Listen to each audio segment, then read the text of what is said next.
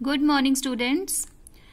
So again we are on the scratch window. Today we will discuss how to bounce the ball. Bounce करना क्या होता है, किसी भी बॉल को ऊपर फिर नीचे यानी एक बाउंस होती है ना, हम लोग उछालते हैं बॉल को। तो आज हम एक स्क्रिप्ट बनाएंगे, एक ऐसा प्रोग्राम बनाएंगे जिसके थ्रू हम बनाएंगे कि बॉल किस तरह से बाउंस होती है। अब हमें क्या करना है, बॉल को बाउंस करना है। तो सबसे पहले हमारे जो स्टेज है वहां पे बॉल ऐड होनी चाहिए। तो उसके लिए सबसे पहले हम लोग क्या करेंगे, न्यू स्प्राइट से एक बॉल लेके आएंगे। तो मैंने आपको बताया था ऐड करना स्प्राइट को कैसे करेंगे। न्यू स्प्राइट पे यहाँ पे हम क्लिक करेंगे।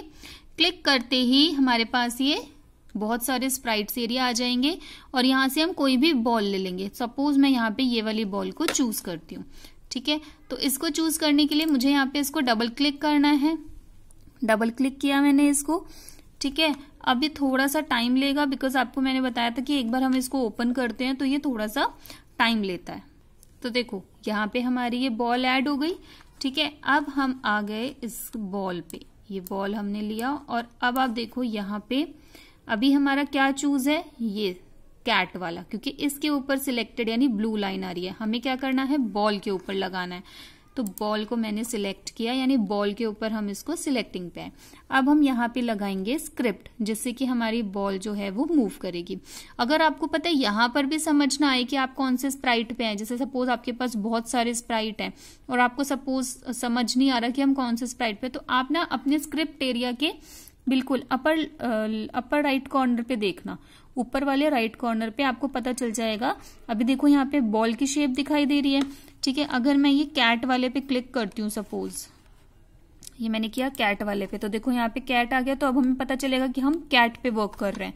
अब मैंने यहाँ पे फिर से बॉल पे सिलेक्ट किया, तो देखो फिर से बॉल बन गई। तो अब हम बॉल पे कर रहे हैं, ठीक है। तो अब हम आ जाएंगे स्क्रिप्ट एरिया पे। तो सबसे पहले आपको जब भी हम स्क्रिप्ट बनाते हैं तो मैंने आपको क्या बताया हुआ है, इवेंट में जाके व्हेन क्लिक्ड को तो लेना ही लेना है, ठीक है। तो इवेंट में गए और हमने लिया व्हेन क्लिक्ड को, ठीक है। अब एक बार ना आपको मोशन ब्लॉक में जाना पड़ेगा। क्यों? क्योंकि अब देखो जो बॉल है ना वो हमारी 2 डायरेक्शन में मूव करेगी, एक्स में भी और वाई में भी। जो एक्स वाई कोऑर्डिनेट्स होते हैं ना हमारे, वो क्या होते हैं कि अगर देखो अगर हम है ना बॉल को ऐसे हॉरिजॉन्टल डायरेक्शन में मूव कराते हैं, देखो इस वाली डायरेक्शन में, यहाँ पे ऐसे हॉरिजॉन्टली मूव कराते हैं तो हमारी एक्स डायरेक्शन होती है। और अगर हम इसको वर्टिकली ऊपर से नीचे मूव कराते हैं तो हमारी डायरेक्शन होती है वाई, ठीक है। तो हॉरिजॉन्टली मूव कराने के लिए एक्स होता है, वर्टिकल मूव कराने के लिए वाई आता है, ठीक है। आप इसको ऐसे भी समझ सकते हो। अगर मैंने इसको ऐसे मूव कर रही थी तो यहाँ पे जो हमारा मैंने आपको बताया राइट कॉर्नर पे, वहां पे भी देखो एक्स और वाई 2 कोऑर्डिनेट्स बन रहे हैं, ठीक है। अब आप यहाँ पे देखना ध्यान से, अगर मैं इसको मूव करा रही हूँ हॉरिजॉन्टली तो यहाँ पे एक्स कोऑर्डिनेट जो है वो चेंज होगा, एक्स का नंबर जो है वो चेंज होता जाएगा। देखो मैंने यहाँ पे इसको ऐसे मूव कराया, ठीक है। देखो वाई का कोऑर्डिनेट इसलिए चेंज हो रहा है क्योंकि अभी जो मेरा हैंड है वो थोड़ा सा शेक हो रहा है, शेक होता है ना हमारा हैंड थोड़ा सा, तो वो ऊपर नीचे हो जाता है, ठीक है।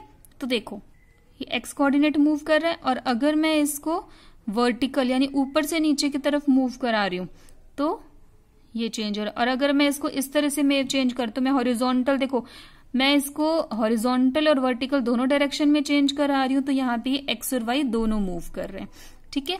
तो जब भी एक्स कोऑर्डिनेट की बात आएगी तो बॉल मतलब हॉरिजॉन्टल डायरेक्शन में यानी इस तरह से मूव करेगी और ऊपर वर्टिकल में जाएगी तो वो वाई डायरेक्शन में मूव करेगी, ठीक है।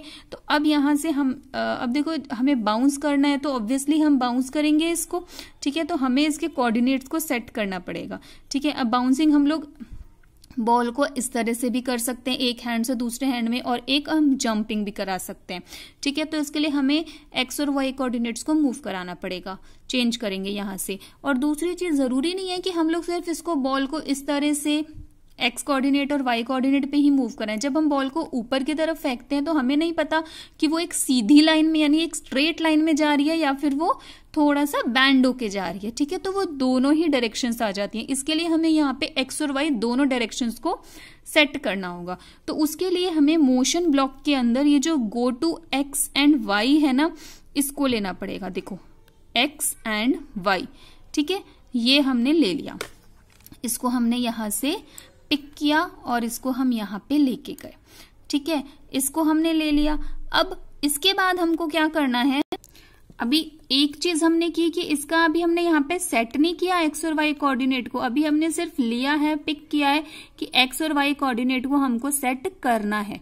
ठीक है, अब यहां से हम लोग इसको सेट कर देंगे यहाँ पर। ठीक है, लेकिन एक प्रॉपर डायरेक्शन भी तो होगी जिसमें हमें मूव कराना है, तो हम यहाँ से एक डायरेक्शन का भी ले लेंगे, पॉइंट इन डायरेक्शन। ये देखो पॉइंट इन डायरेक्शन ले लिया, यानी यहाँ पे हमने एक्स और वाई कोऑर्डिनेट भी सेट कर दिया और हमने क्या किया, यहाँ पे डायरेक्शन सेट कर दी। ठीक है, अब हमने इसको सेट तो कर दिया, लेकिन अब हमें बॉल बाउंस होती हुई दिखाई भी तो देगी, तो उसके लिए हमने पेन में जाके, सॉरी पेन में नहीं जाएंगे हम लोग, जाएंगे इसके लिए लुक्स में, क्योंकि मैंने आपको बताया था जब भी हमें कोई चीज देखनी है तो उसके लिए हम लुक्स के ऊपर जाएंगे। तो यहाँ पे हमारे पास है एक शो का ऑप्शन। ठीक है, तो शो हमने यहाँ पे पिक कर लिया। तो अभी तक हमने इतना किया कि एक्स और वाई कोऑर्डिनेट्स लिए हमने यहाँ से, एक इसके डायरेक्शन को सेट किया हमने और एक हमने शो किया। अब अभी तक हमने यहाँ पे इसके डायरेक्शंस को सेट करना है। सेट करने के लिए हम लोग क्या करेंगे, पेन में जाएंगे, पेन वाले एरिया में जाएंगे और यहाँ पे जाने के बाद हम लोग यहाँ से एक कहते हैं ना, जैसे हमने लास्ट वीडियो में आपने देखा होगा, एक मैंने रैंडम नंबर जनरेट किया था। ठीक है, तो उसके लिए हमने एक रैंडम का ऑप्शन उठाया था, तो रैंडम ऑप्शन हमें मिलेगा ऑपरेटर में। पेन से हमको उसमें कलर चेंज करना है, बट कलर अभी मैं आपको चेंज करना नहीं बता रही हूँ, कलर मैं आपको थोड़ी देर बाद बताऊंगी। ठीक है, नेक्स्ट क्लास में। तो यहां से हम लोग एक नंबर को रैंडमली इसमें नंबर को पिक करेंगे। ठीक है, तो यानी वो, क्योंकि वो किसी भी एंगल तक या किसी भी नंबर तक मूव कर सकती है। अभी आपको इसमें थोड़ा सा प्रॉब्लम होगी इसको समझने में, क्योंकि ये थोड़ा सा ट्रिकी है और आपने पहले कभी स्क्रैच को किया नहीं है। ठीक है, एक बार आप उसको करने लग जाएंगे, आप समझ जाएंगे, तो धीरे धीरे, इसलिए इस चैप्टर में मैं आपको सिर्फ एक एक टॉपिक लेके चल रही हूँ। ठीक है, इसमें थोड़ा सा टाइम लगेगा बच्चा। तो यहां से हम लोग इसमें पिक रैंडम को उठाएंगे। पिक रैंडम यानी आपको नेम से ही समझ में आ रहा होगा कि कोई भी नंबर, अब इनको हम लोग ना एक्स और वाई दोनों कोऑर्डिनेट्स पे सेट कर देंगे, क्योंकि यहाँ पे अगर हम सेट करेंगे कोई भी नंबर, यानी जितना नंबर हम इन दोनों के रेंज में डालेंगे ना, उतने ही नंबर तक ये किसी भी नंबर तक ये मूव कर सकती है। तो अब यहां तक रेंज में हम माइनस और प्लस दोनों में डालेंगे।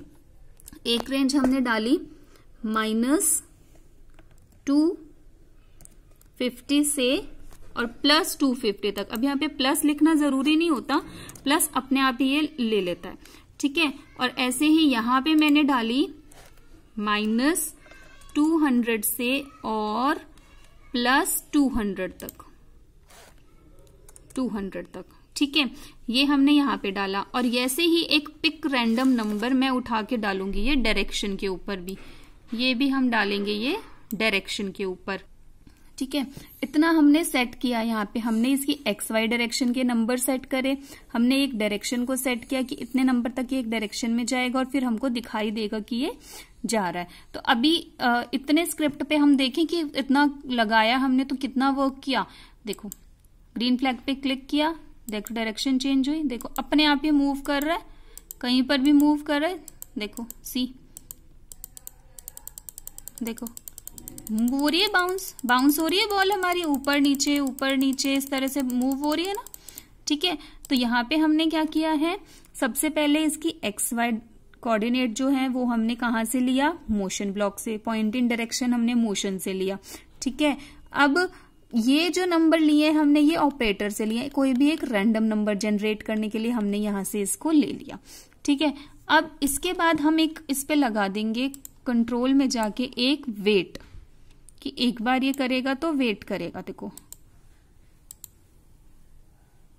ठीक है, अब इसके बाद अब ये हमने ना एक स्क्रिप्ट तो हमने ये लगा दी कि ये मूव कर रहा है, और एक स्क्रिप्ट अब मैं थोड़ी सी और एक्स्ट्रा यहाँ पे लगा रही हूँ कि इतना करने के बाद कि ऊपर नीचे मूव करने के बाद फिर ये थोड़ा सा वेट करेगा, और वेट करने के बाद फिर ये अपना आगे भी बढ़ेगा। तो इसके लिए मैं यहाँ से कंट्रोल में एक फॉरएवर ले रही हूँ, ताकि ये अपना आगे अपने आप करता रहे, बार बार मुझे ग्रीन फ्लैग पे क्लिक ना करना पड़े। ठीक, इसके लिए यहाँ पे सबसे पहले मैं यहाँ पे मोशन में जाके एक तो मैंने लिया मूव, ठीक है। मूव लेने के बाद एक यहीं पे मेरे पास एक आ रहा है इफ ऑन एज बाउंस। इसका मतलब है कि अगर यहां के किसी भी नंबर से, यानी ये बॉल बाउंस होते होते किसी कॉर्नर पे चली जाती है, किसी भी कॉर्नर पे टच हो जाती है, तो टच होने के बाद वो रुके नहीं, रुकने के बाद वो फिर से बाउंस हो जाए। जैसे अपन क्या करते हैं, हम लोग क्या करते हैं, बॉल को हमने थ्रो किया, वो वॉल से टच हुई, वॉल से टच होने के बाद वापस हमारे पास थ्रो बैक आती है ना, वापस से आ जाएगी हमारे पास, तो वो कॉर्नर पे टच होते ही फिर से वो बाउंस हो जाएगी, ठीक है। तो हमने इसका ये किया। अब मैं आपको ग्रीन फ्लैग पे क्लिक करके बताती हूँ कि इससे हुआ क्या। देखो, ये देखो, सी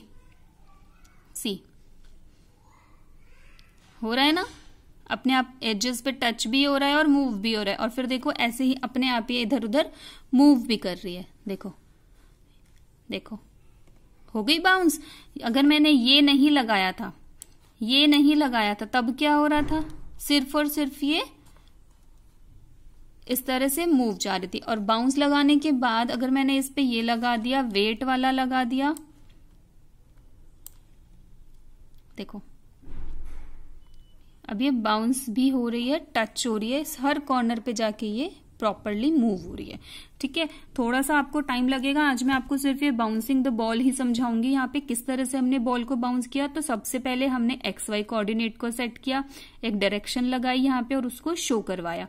शो नहीं करवाते अगर हम, तो देखो क्या होता, हमने शो नहीं करवाते,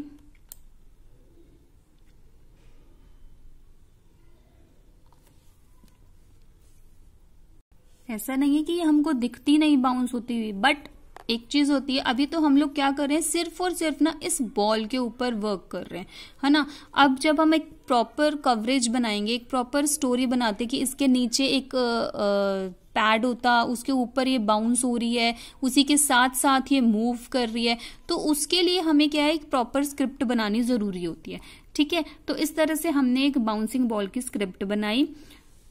if you have any confusion you can talk to me. And secondly, आपको ये वीडियो देखनी है, नहीं समझ में आ रहा, again and again you have to watch this video. आज मैंने आपको इसमें सिर्फ और सिर्फ एक ही टॉपिक कवर किया है, बट ये थोड़ा सा ट्रिकी है, आपको समझने में थोड़ा सा प्रॉब्लम होगी, I can understand that, but you will do that, okay. Thank you and have a nice day.